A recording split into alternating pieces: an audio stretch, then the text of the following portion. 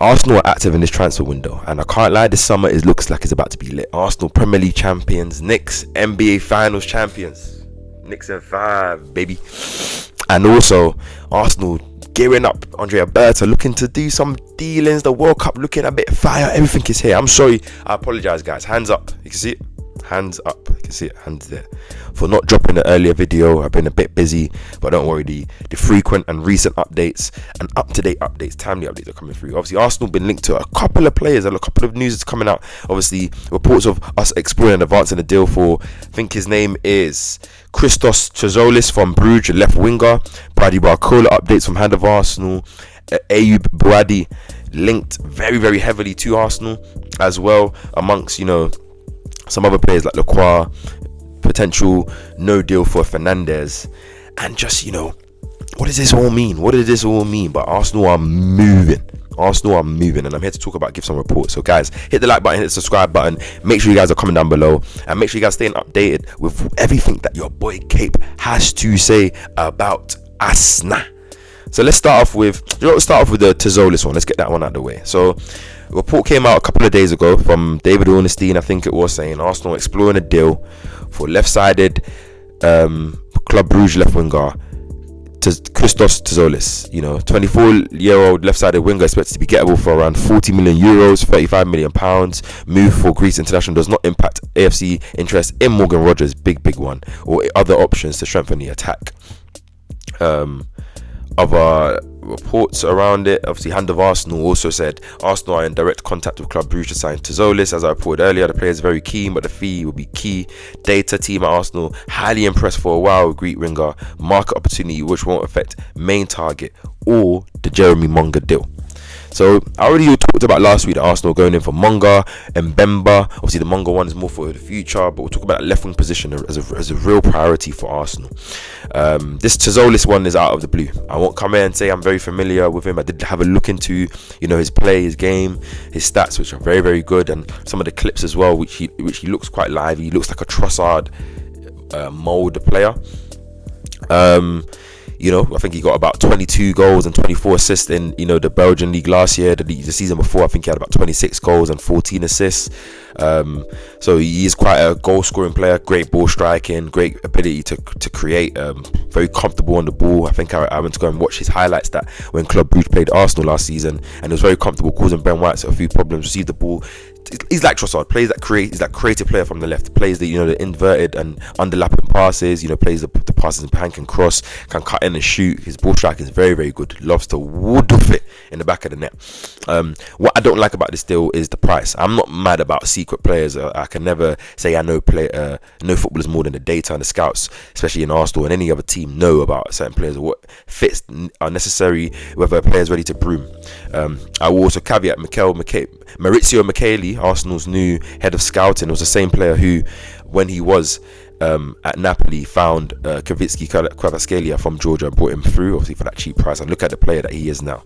So sometimes with these kind of deals you have to be surprised. It's about the price, really. 35 million for an unknown player, 24-year-old, I think is a bit too much. You know, if you can get that one to like 30, maybe 25 million plus add-ons, then I like what I see. I think Arsenal definitely will try and do that, because they're in the bargaining seat. They've gone there, kind of, you know, hoodwinked the player, you know, flashed the Arsenal sauce into his eyes. I think I saw one report about him saying he wanted Arsenal in the Champions League, and that he would love for Arsenal to come get him. This was before the Champions League final. But obviously at the same time, the price. Would he come in? Would this mean Trossard is going to leave? Would Arsenal be looking for that profile replacement? Obviously, the reports are saying it doesn't affect deals like Morgan Rogers or any other winger target. And Hand of Arsenal said it doesn't affect Bonga, so I'm not really worried about that. But I'm talking about worried about the division of resources, because if we can, I don't know if he'll be a player that he's definitely not coming to be a starter. He might not even be second option, you know, like second option. So can we trust in that? But we'll see. Not much news has come out since those first initial reports. Maybe by doing his due diligence, you know, sowing seeds everywhere, as seen that's what he does. Try and get deals agreed, personal terms, and then, you know, just move for it when everything's the time's right. So we'll keep an eye on that, please. If Arsenal advance with a deal, I will do a player profile, as I always say, get a more look into the player, try and let you guys understand him as I'm understanding him as well. Moving on from him, let's talk about the Barcola news, because that one was really the one that came and made me happy. So Hand of Arsenal came out with a very, very detailed tweet. I'll go through it because I think it's better for that, but I'll skim through it. So just read with me and bear with me.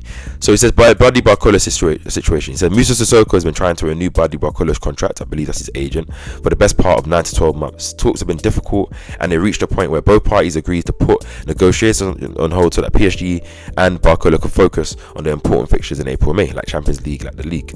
Soon after the Champions League final, talks resumed and remain ongoing. The player reportedly told people close to him that he was disappointed not to start a number of important fixtures, so already some discontentment between Barcola and PSG. PSG's position is clear: renew or we will sell now, as his contract expires in 2 years. Personally, I think that's a significant stance for the club to take. Yep, they're basically saying you're either with us or against us, which again, for a player who hasn't been starting, who feels like he's not, deserves a bit more than what he's been getting. Obviously they have a lot of good players: Doué, Kvaratskhelia, Dembele, just to name a few, but that's why we're there. Barcola's agents also represents Dembele and Doué and maintains good relationship with PSG. The club is in serious talks regarding Yan Diomande and Magnus Akiluche, which could further influence Barcola leaving. Obviously, Yan Diomande, we know, an amazing player, the way he was skinning in Capie in that World Cup game for Ecuador. I think it was because it was Ecuador. But still, that will make it harder for him. I think Barcola will definitely leave. It says both Arsenal and Liverpool are interested, but I want to explain Arsenal's side of the story. Nice. He said Andrea Berta made serious inquiries into the Barcola situation last summer. At the time, Arsenal informed that the player would stay for at least 1 more year. Since then, Berta has remained constant contact with Sissoko and made it clear to Barcola that Barcola is of serious interest to Arsenal. I love the way Berta works. He also asked to be notified if PSG become open to a sell. Should Arsenal make an official approach towards PSG, there will be a further update. So let's pause right there. What do we know? Barcola has been in talks with PSG for basically a year now. Nothing's really come to fruition. He paused those talks to focus on, the important fixtures, Champions League final. Resumed their talks after the final, but relayed his discontentment towards not playing that many games, not feeling as important. PSG basically put a stance: sign a new deal or we'll sell you this summer. Obviously, that's kind of a mad stance to take. Arsenal and Berta have been talking to Barcola since last summer. They were told that maybe he'll be available this summer if things don't go to plan on PSG side, and Arsenal are ready to pounce on the deal. What this tells me is that Arsenal are ready to pounce on the deal for him, the same way Arsenal are ready to pounce on the deal for Morgan Rogers. The question that I have now with the Tzolis Morgan Rogers deal, which I've been reporting about last week, that it's been very close. There's no smoke without fire. And now the Barcola one, which we know, obviously, it tells me one, and it reminds me how much of an operator Berta is, how he gets a lot of deals agreed, he works with agents and players, and then he makes his move when he thinks whatever one's the best cost-effective deal and the best deal for Arsenal. Will Arsenal get two players, like a Barcola and a Rogers? Because Rogers doesn't necessarily have to be just a left-wing signing. Now that we're looking into this Tzolis deal, and it's saying they won't affect, Arsenal getting a Rogers or any other target in that position, does that mean that Rogers is more of an attacking midfield signing that can play left wing, and then Tzolis and maybe Barcola comes in? Does that definitely mean that Martinelli and Trossard are out the door? I probably think both of them are, especially if Barcola comes in. I think that's the kind of touchline, fast-paced winger that praises Martinelli's profile. So that's there. It's a big update from Hand of Arsenal, innit?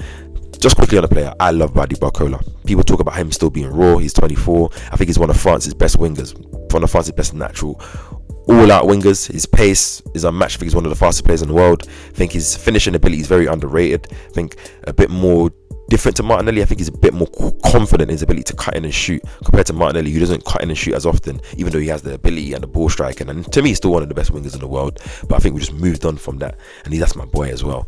But Barcola can dribble. He's very, very jinky. Can create a lot of chances, especially going on the outside. I've always said about wingers going in the outside and then cutting back inside on their right foot, really puts defenders in a dangerous position. Loved by many. Leo's played in France all his time. Has that natural Arsenal coded kind of player on him for sure. And I think with him still having that yet to boom stage, hasn't had that period where he's the main star, I think he can come in and bring in a quality player like that. So I will be keeping updated on that. If Arsenal do sign, and player profiles will be coming up. But I think I might do a few player profiles on some players Arsenal are linked to, just to give how they might fit. And then once some more solid deals gone in, I'll kind of give in a more solid profile in terms of how I think this player might fit, affect Arsenal and elevate, and etc. etc. Okay, moving on from Barcola, let's go to Ayoub Bouaddi.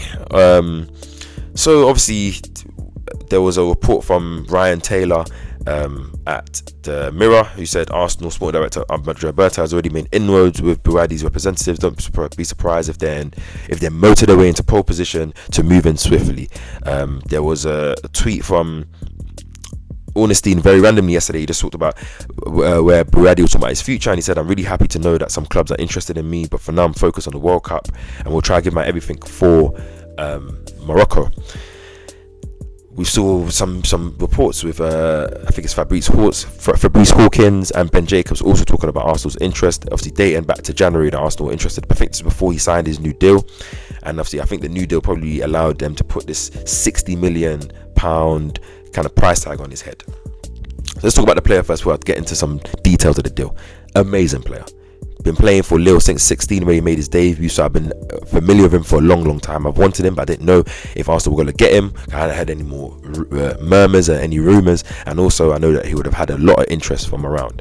But at 60 million, seeing how he performed for Morocco against Brazil, it was class, by the way. The ability to carry the ball forward, the long strides as well, reminds you of a Declan Rice in a sense, but very cultured on the ball, that keeps it simple but can play risky, cleans up very well, and I think his passing has a lot to it, even though we ain't seen a lot, but he has the ability to kind of move. I think it's that long hair thing. It just reminds me of Guendouzi, and I always loved that Matteo Guendouzi obviously ended up beefing Arteta and moving silly, and look how his career has gone. But Guendouzi was a real talent of a player, could really pass the ball, and I think when a player like that is running through the midfield with their hair just bouncing, I think there's something about it. It's like an aura. I think I like him a lot, and I think when we're looking at Mateus Fernandes, where reports were coming out that Arsenal have called their interest on him and that he's more likely to move to United, obviously 85 million for a player that's in basically they're playing the Championship, he doesn't move. I think it's a bit crazy, understandable from West Ham's point of view, but I don't think he's valued at that. But he's a very good player, as I talked about. I would have loved him at Arsenal, as I spoke about, but not for that price. So United can enjoy him. Obviously, you've seen other players. Alex Scott apparently 80 million.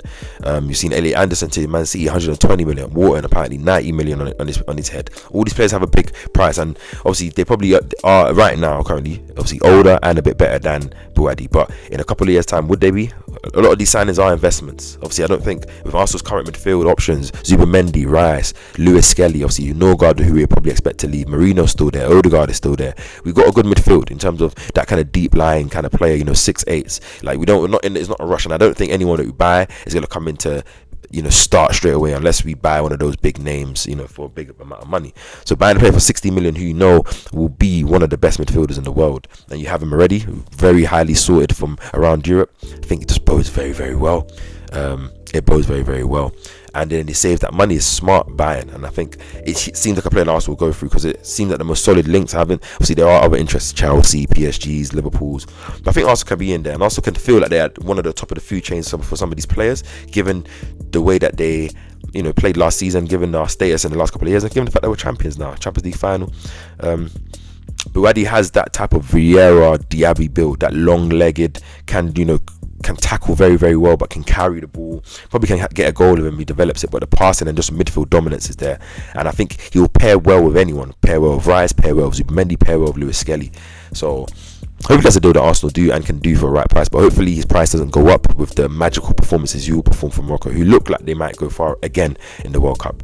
But Arsenal doing moves, Berta making moves. They call him the octopus, spreads his 8 fingers all around and then pulls in when he's ready, and I love that. So hopefully Arsenal can do their thing this window. But Morgan Rogers, Barcola, Bouaddi, Krupi, I even saw a little brief João Pedro links as well, who I forgot about in that false 9 position. Arsenal will be there and thereabouts. So I will be updated with that. If Bouaddi one comes out, 100% I'm doing a player profile. Make sure you guys are subscribing to the channel. Make sure you guys are liking the video. Bit of a longer transfer update, given the fact that obviously I've taken a couple of days away, so I will time stamp and time frame all of these. Appreciate if you got to the end of this video. A World Cup update will be coming out soon, so make sure you guys tune into that, and I'll catch you guys in the next video. Have a lovely day. Peace.